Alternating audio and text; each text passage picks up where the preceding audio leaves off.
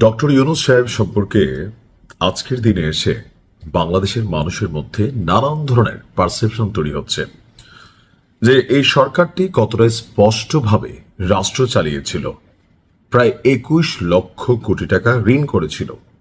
এছাড়াও আরো বেশ কিছু চুক্তি করেছিল, যে চুক্তিগুলো নিয়ে মানুষের মধ্যে ধোঁয়াশা এবং কুয়াশা রয়েছে। এই সরকার একদম শেষ দিকে বেশ কিছু চুক্তি করেছে যা এতটাই গোপনীয় ছিল যে খোদ ওই সরকারের যারা কি বলা হয় যে পার্ট ছিল, উপদেষ্টা ছিল, তারা নিজেরাও জানতো না। ইভেন যিনি যেই মন্ত্রণালয়ের দায়িত্বে তিনিও ঠিক মতো জানতেন না। এতটা গোপনীয় ভাবে ইউনূস সরকার ওনার কি বলা হয় যে প্রভুদেশ মার্কিন যুক্তরাষ্ট্রের সাথে গোপন কিছু বাণিজ্য চুক্তি করে গেলেন। চট্টগ্রামের বন্দর নিয়ে সারা বাংলাদেশে আলোচনা সমালোচনা হয়েছে, কারণ এটা প্রকাশ্যে ছিল। এবার আসুন, এই সরকারের খুবই গুরুত্বপূর্ণ একজন উপদেষ্টা আমাদের যিনি ছিলেন ফরিদা আক্তার, তিনি ডক্টর ইউনূসের স্বেচ্ছাচারী সিদ্ধান্তের কিছু তথ্য জনগণের সামনে উপস্থাপন করেছেন।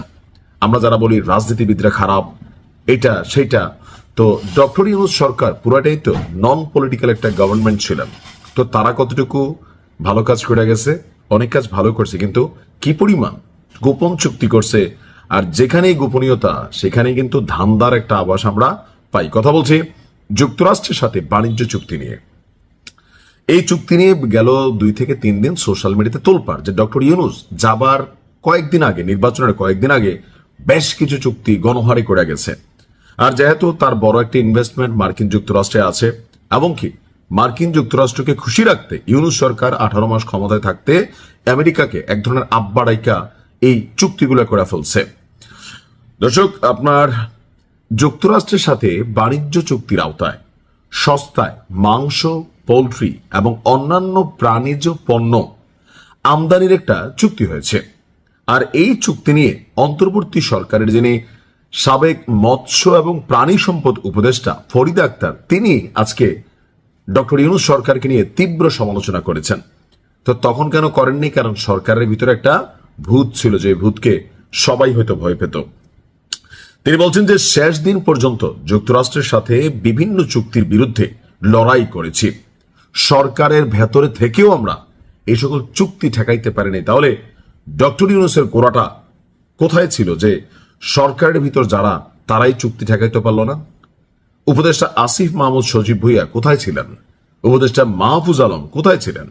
সরকারের ভেতরের এই তথ্যগুলো কেন আমরা আসলে জানতে পারলাম না? গতকালকে রাজধানীর পান্থপথে ঢাকায় স্ট্রিম কার্যালয়ে বিদ্যুৎ ও জ্বালানি সংকট, ক্যাবের 13 দফা, জনপ্রত্যাশা নামক একটা প্রোগ্রামে এ সকল বক্তব্য দিয়েছেন তিনি। চুক্তির গোপনীয়তার সমালোচনা করে তিনি বলছেন, নির্বাচনের মাত্র কয়েকদিন আগে এই চুক্তিটা আসলে আমরা দেখছি, কিন্তু এটা একটা প্রক্রিয়া ছিল। একটি দেশের সঙ্গে আরেকটি দেশের চুক্তি হচ্ছে, সেখানে আমরা গোপন রাখার কথা মেনে নিয়ে এই ধরনের কাজ করেছি। এমনকি সরকারের ভেতরেও যারা ছিল তারা সবটুকু জানতে পারেনি। এটা তো হতে পারে না। তো তার বক্তব্য হচ্ছে, দেশীয় খামারিদের সুরক্ষা, জনস্বাস্থ্যের ঝুঁকির কথা বিবেচনা করে আপনার এই উদ্যোগ বা এই চুক্তিকে আটকে দেওয়ার চেষ্টা করেছিলেন তিনি, কিন্তু তার কথা কেউই পাত্তা দেয়নি। এমনকি 2025 সালের জুনে বাণিজ্য মন্ত্রণালয় আমাদের মন্ত্রণালয়ের সঙ্গে যোগাযোগ করে যুক্তরাষ্ট্র থেকে মাংস, পোল্ট্রির বাচ্চা, ক্যাটফিশ, নারী ভুড়ি আমদানির বিষয়ে আপনার অনুমোদন দেয়। কিন্তু এসব পণ্য আমদানির ক্ষেত্রে দেশের জনস্বাস্থ্যের ঝুঁকি, প্রাণী স্বাস্থ্যের ঝুঁকি, বিশেষ করে জেনেটিক রোগের সম্ভাবনা, মানে অনেক কিছু যেগুলো আসলে এখানে আলোচনার বিষয় ছিল।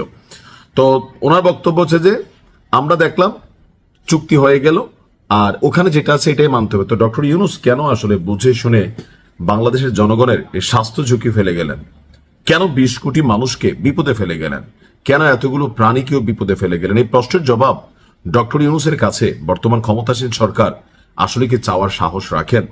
যদি রেখেই থাকেন, তাহলে যেহেতু উনি আমাদের সাবেক প্রাণী সম্পদ উপদেষ্টা, মৎস্য উপদেষ্টা, নিজে এই অভিযোগ তুলেছেন, সেটার ব্যাপারে ডক্টর ইউনূস সরকারকে জবাবদিহিতার আওতায় কে আনবে?